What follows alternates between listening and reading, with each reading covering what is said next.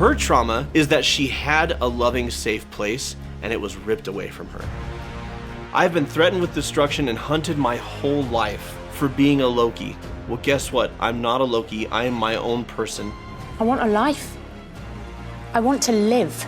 She values life on the grand scale and freedom, and she's going to do what it takes to ensure that. What makes it so powerful is she's letting us in and trying not to. Had it gone soft. Soft girl she killed. You can choose to risk vulnerability and connection, but it's important to choose wisely.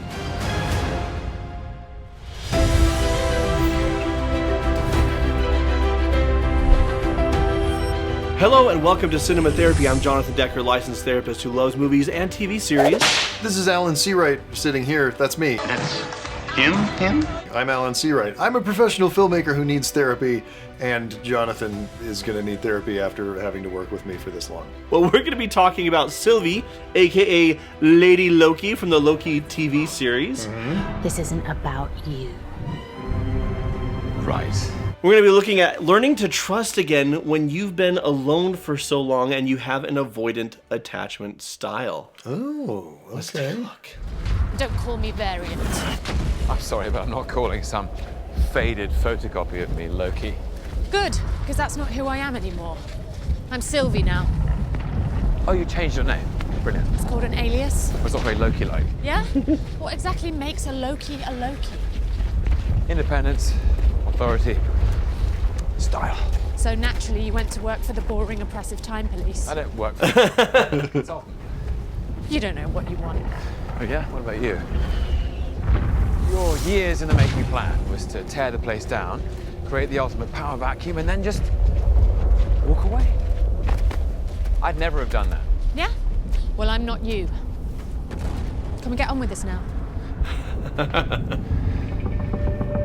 Okay, this is the tiniest, nitpickiest thing that I actually really love about this scene. What's that? So many walk and talks, especially outdoor walk and talks, people only walk really slowly 100 feet. These two are booking it. She is on a mission. She is going, and they have She's determined. some poor camera guy with a 60-pound Steadicam freaking sprinting to keep up because they are moving the whole time. Slow walking while talking bugs me only slightly less than empty coffee cups. It's not hard to put one of those little bottles of water in the coffee cup, and then it feels full and you're not gonna spill anything. Walk real fucking fast, put water in your coffee cup. The end. This has been Insane Directorial Notes by Alan Seawright. Those are the only kinds I have. So Sylvie, she was a variant of a timeline that wasn't part of the sacred timeline, wasn't supposed to exist. So her timeline is pruned. Her family is eliminated, her entire world and galaxy wiped out. And the whole reason is because she's a Loki that's not supposed to exist. This is one of the reasons why it's so important that she says, don't call me that, I'm not a Loki, I've changed my name to Sylvie. She talks about it being an alias, but it's actually an identity. I've been threatened with destruction and hunted my whole life for being a Loki. Well, guess what? I'm not a Loki. I am my own person. I choose my own destiny. In fact, that's everything she's fighting for in the series, and it's all wrapped up in the simple detail that she changed her name. Also, Loki destroys when he needs to, but he also loves manipulation, subtlety, trickery, and she's just a blunt instrument at this point. She's Pretty much just a hammer. Yeah. Which you see a lot of burn it all down, scorched earth, get your revenge, blunt instrument male character types. It's really cool to see it as a female. It is really fun. She's a great character, and I love how she's still snarky like a Loki, but more smashy like Thor. Where do you have it hidden? In my heart. Well, then I'll cut it out. Nice. Very droll. You know, making excuses or putting off going to the doctor, Is like running from the TVA. eventually it's gonna catch up to you. So no more making excuses or putting things off when it comes to your health. This is why you should check out ZocDoc. They make it so easy to find and book a doctor near you, there's no excuse to put it off. ZocDoc is a free app and website where you can search and compare high-quality, in-network doctors. Choose the right one for your needs. And click instantly to book an appointment. It's faster than traveling by the Rainbow Bridge. We're talking about in-network appointments with over 100,000 healthcare providers across every specialty. From mental health to dental health, eye care to skincare, and much more. And when you're searching for a doctor, you can filter for ones who take your insurance, Are located near you. and who treat basically any condition that you're searching for. Plus, ZocDoc appointments happen fast, typically within just 24 to 72 hours of booking. You could even score same-day appointments. If I ever need a new doctor, I'm going to use ZocDoc to find and book great doctors right near me. No need to wait until you're living in an apocalyptic event to see a doctor. Just get on your TempPad and use the ZocDoc app. Stop putting off those doctor's appointments and go to ZocDoc.com/cinematherapy to find and instantly book a top-rated doctor today. That's ZocDoc.com/cinematherapy. ZocDoc.com/cinematherapy.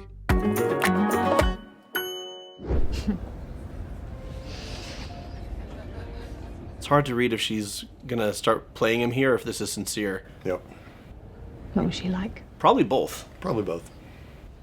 And he knows that, so he's playing that too. Was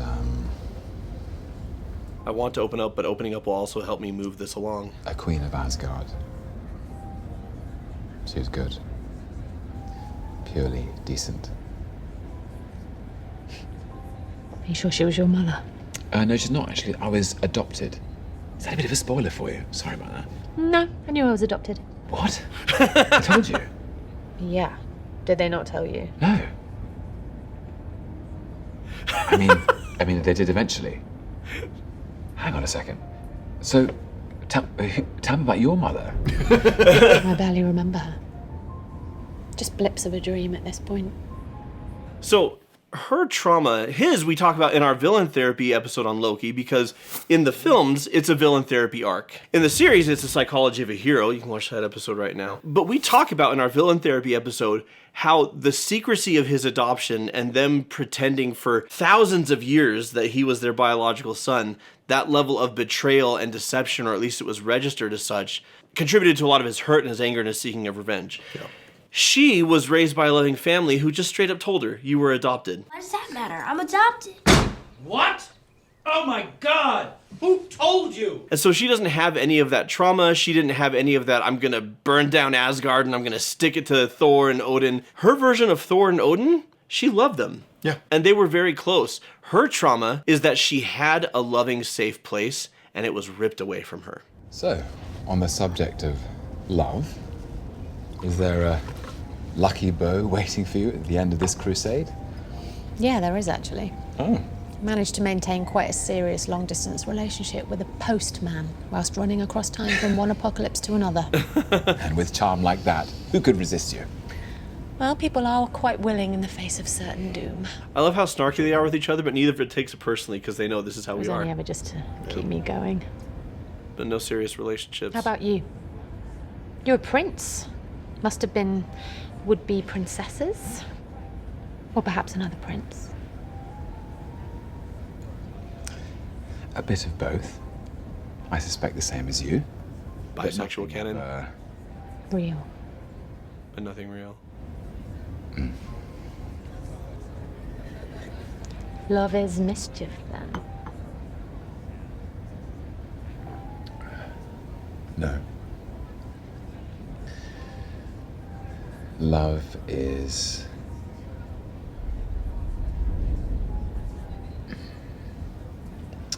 something I might have to have another drink to think about. Avoiding. Okay, so this is the whole crux of both of their story arcs, is learning to let people in and to love. For Loki, he, especially since learning that he was adopted, I mean, he was mischievous before and he caused trouble before, but once he realized that I've been lied to for thousands of years, also his ego, I've been made the fool. For him, that is such a betrayal that it's hard for him to connect, to want to let people in. For Sylvie, her issue is I had it and I lost it and I've been in anguish ever since. I can't risk having it again. And both of these actors are playing the sadness of loss. He's grieving a thing that he never really had. Like he feels like I never had this, and she's grieving the thing that she lost. For both of these Lokis, they have a human need for connection. But because they're scared of it for different reasons, they pursue it in counterfeit ways. Loki has pursued it in, I'm going to be a king over earth. They will worship me. They will obey my every command. And that is how I will have belonging. I will rule over them as benevolent God. For Sylvie, a string of hookups, right? And she says it was only ever just to help me get by. She kept hooking up with people who were about to die. The very definition of don't get too attached, right? These people didn't mean anything to her. It was just so that she could have some little fleeting moment of something that resembled connection. Right. In both cases, but we're focused on her with this episode, it's about, okay, how do I work through my pain enough to experience the joy of community?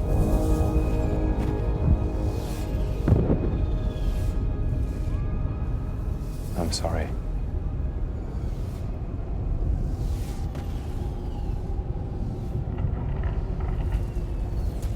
I remember Asgard. Not much, but I remember my home, my people, my life.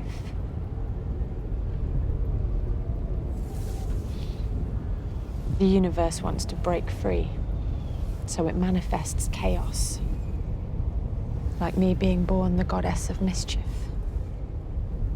And as soon as that created a big enough detour from the sacred timeline, the TVA showed up, erased my reality, took me prisoner. I was just a child. It's brutal when they show it too. I escaped. Stole a TemPad and I ran. For a long, long time. Which really sucked. Everywhere and every when I went, caused a Nexus event. Sent up a smoke flare. Because she disrupted time and Because I'm not supposed to exist. what was supposed to happen. Until eventually I figured out where to hide. And so that's where I grew up. So this is just an exposition Beyond dump. 1,000 worlds. She's Now, just telling a story, like. That's where I'll die. But Sophia DiMartino is doing such a good job of infusing so much character into, like, here, let me explain myself. Which could be really boring. But she is putting so much character into it, and it's small.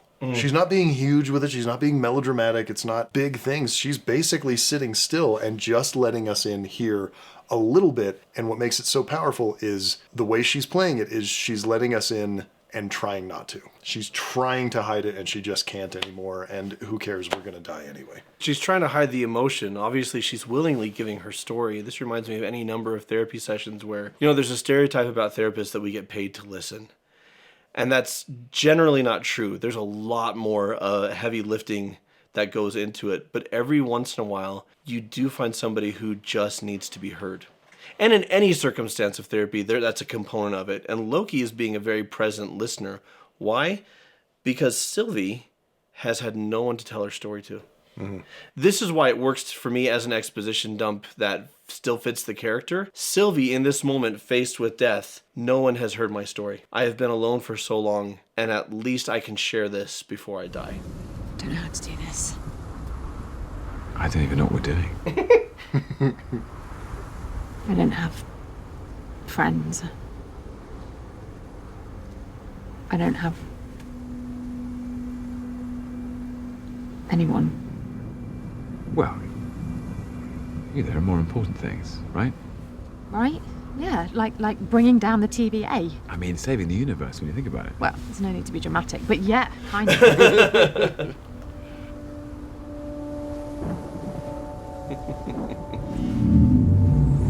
I love her performance of that bit. Yeah.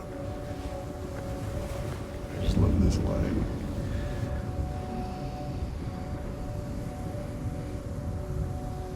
It's not very snuggly. Okay. Is it a tablecloth? No, it's a blanket. Thank you. There we go. My pleasure. I love the way she says thank you. Like she knows it's a big moment for her. Yeah, it's like being ripped out of her a little bit. Like, oh, fine, I guess I'll be a person. But also trying it on. Yeah. Trying on gratitude, trying on connection. And because they're both Lokis, and has been pointed out by several characters, Loki's falling in love with himself. And why wouldn't you? Well, but that's what a Loki would do. Like, who else would they fall in love with but themselves? It's a complicated relationship, okay? There's a lot to unpack, and you're basically in a relationship with yourself. But for him also, when he says you're welcome, she's been a one-woman killing machine for hundreds of years, thousands of years. I guess it's hard to tell because time is TVA, whatever. timey-wimey. She risked being vulnerable, thought she was going to die. They didn't die. But then also, death would have been more comfortable for her than dealing with vulnerability and its aftermath. Now I have to have feelings. Yeah, like I only had Ew. feelings because I thought I was going to die. Now what do we do? But then she realized, oh, it was okay. He didn't mock it. He didn't use it to hurt me. He's present and he honors it. And so that helps her to take another step. So if you're somebody who's been running from connection, an avoidant attachment style, you can choose to risk vulnerability and connection, but it's important to choose wisely. And there's no guarantee of getting it 100% perfect. People can surprise you. Right. But watching another's behavior over time and in as many contexts as you can to see if who you think they are matches who they actually are can help with the process of choosing the people to trust. And if you're trying to make a connection with that person, bring a snuggly blanket. Think how much time and therapy I could have saved over the last 20 years if I had known this. Hey, Loki fans, we've got an exclusive episode for you on our Patreon about Mobius, who, honestly, not hyperbole, it's probably my favorite Owen Wilson performance. I might be there with you. It's a really great performance across the whole show, and a surprisingly compelling hero, particularly in season 2. So she is on this crusade. Destroy he who remains, destroy the TVA. Here's one of his variants from long ago. A sweet, innocent one, by all appearances. I haven't done anything. Oh, you will. You'll do terrible things. And it'll cost you your acting career. That isn't me. You don't know me. You don't know the heart. The heart I have beating in my chest. I can make my own choices. I'm not. Dude, she's not a velociraptor. That's not gonna work. But it does work. And my low blow joke aside, I do think he's a great actor and I hope he gets the help he needs. But the important thing is she has seen compassion. Get him out of here. Weakness.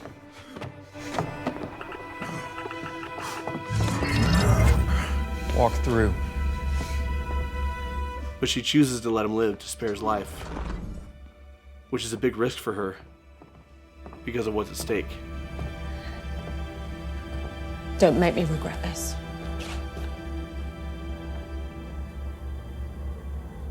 Leave her to me. Oof.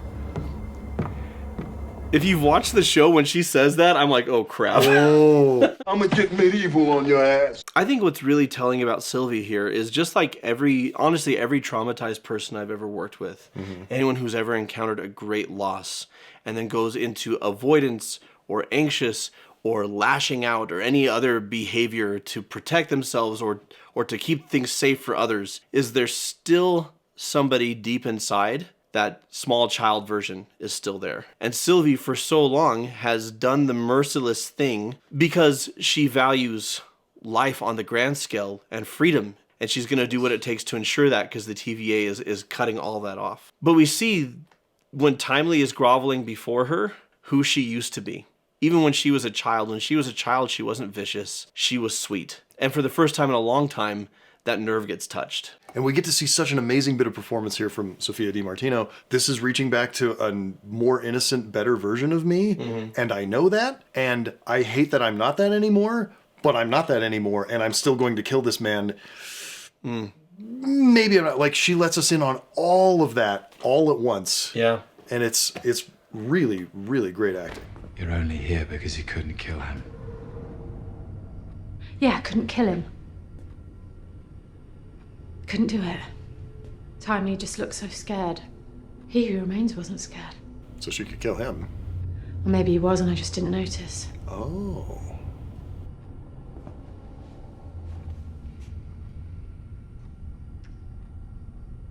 Some years ago, my brother was banished from Asgard and sent to Earth.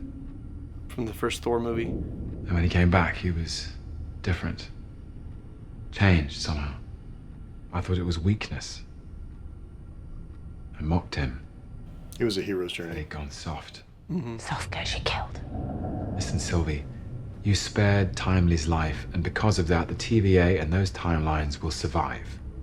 Those people will survive. You spared their lives too. This is an example of something I call in therapy that what got you here and has served you so far is now holding you back. Yep. This is like if you're on the monkey bars, you have to let go of the rung that got you to where you are so you can move forward. Being vicious and being stoic and being disconnected has kept her alive. But now it's ruining her judgment. He who remains wasn't scared, or maybe he was and I didn't notice. Why? Because my compassion was shut off because I was just focused on survival on the mission. This is a huge part of healing, especially in cases of abuse or when you're helping someone with avoidant attachment. To be able to step back into connection is scary. It is a risk. What can I do to mitigate that risk so that I can enjoy the benefits of not just closeness, but better judgment? Because what I do to keep me safe around people who will hurt me will actually keep me from being loved by and loving the people who want to love me and who want to team up with me. She's the Lone Ranger. Right. And right now she needs to be part of a team. Because so far she's seen the TVA as this evil monolith, but there are good people who are trying to do good there. You're putting a lot of faith in those three back there. Don't forget Docs. She's part of the TVA. All those dead branches, those dead people. That's the TVA's fault. What about those branches that are still living? That's because of Mobius and B-15 and those guys back there, OB and Casey. What if you're wrong? That is necessary for healthy relationships and for mental and emotional health, is to not engage in black and white thinking, but to study the gray areas, to study the nuance. The TVA did this to me, and yet there are good people here who are trying to save lives and preserve freedom, and she has to make space for that. And this is how we break down prejudice. This is how we break down biases. If someone from a certain group or a lot of people from a certain group did something that hurt you, then that's what the group becomes. And this is how we break it down, is we deal with the people in front of us. The individuals, we have to see them, and we have to make room for that nuance. I went back. I thought I could fix the loom. It's a failsafe. It was designed to protect the sacred timeline and nothing else. Of course it is. I'm out of options, Sylvie. I've tried everything. The only way that anything As survives... if I never kill he who remains in the first place. So you have to kill me. Because that version of her wouldn't listen to him. Right. No matter what.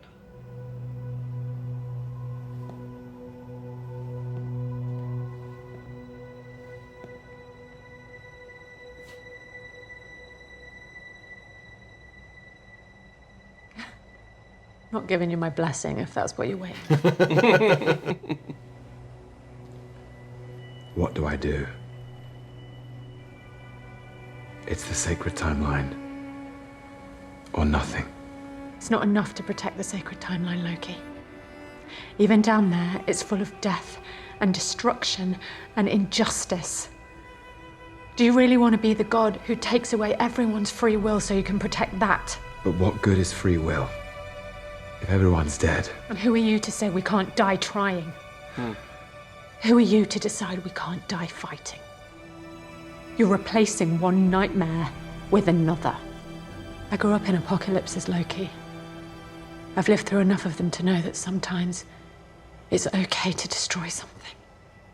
To have her sort of fatalistically respond, okay, well, you have to do what you have to do. There are no good choices. What's the least bad choice you can make? is so on brand for her, and it's so heartbreaking to watch because you can see her heartbreak. She had hope finally that maybe we could do something good, and we can't. And that I could have a life at McDonald's, which made her happy. Honestly, that McDonald's made me happy. I don't know if this happened for you, but it hit such a nostalgia nerve. Because it was an 80s McDonald's. Because it was an 80s McDonald's, and I was like, ah, my childhood. Now kiss your childhood goodbye. Sylvie is still somebody who values freedom above all else and doesn't mind destruction if it's necessary. And her point here is several things. You have different choices. One of them is the destruction of me. And this is her. She says, I'm not giving you my blessing, but she's implicitly giving the blessing of if you have to destroy me for this to work, then do it because we need free will. And you can't take it away from us just to save us. And then, of course, if you've seen the series or our episode, you know Loki finds a way based on, he gets an idea from her to replace one with another. Yep. And he assumes the mantle so that she can have a life. And we leave her in a very beautiful place of what she always wanted, freedom. But also what Loki has wanted ever since he became this new reformed Loki, which is peace. And it's beautiful.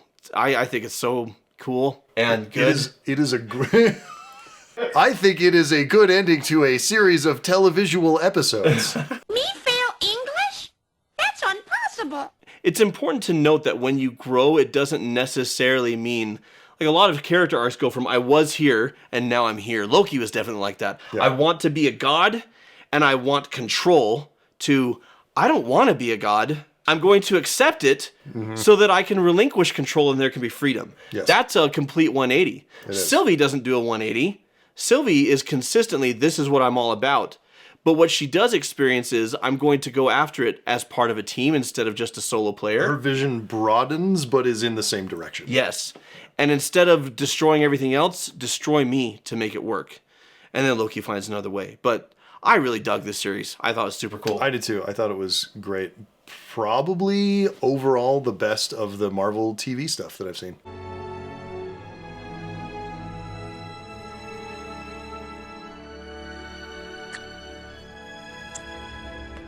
So until next time, for the record, I asked for your help and you walked away. For the record, no I didn't. I'm here, aren't I? Again! And watch movies. We want to thank our patrons and all of their variants for supporting us on Patreon. They get extended director's cuts and lots of other variations of things. People like Almendra Baez Riquelme, Mira Brolin, Bryn Slidell, Jedi Legolas, that name kicks ass. Oh my gosh, yeah it does. Jamie Dockendorf, Dockendorf Evil Incorporated.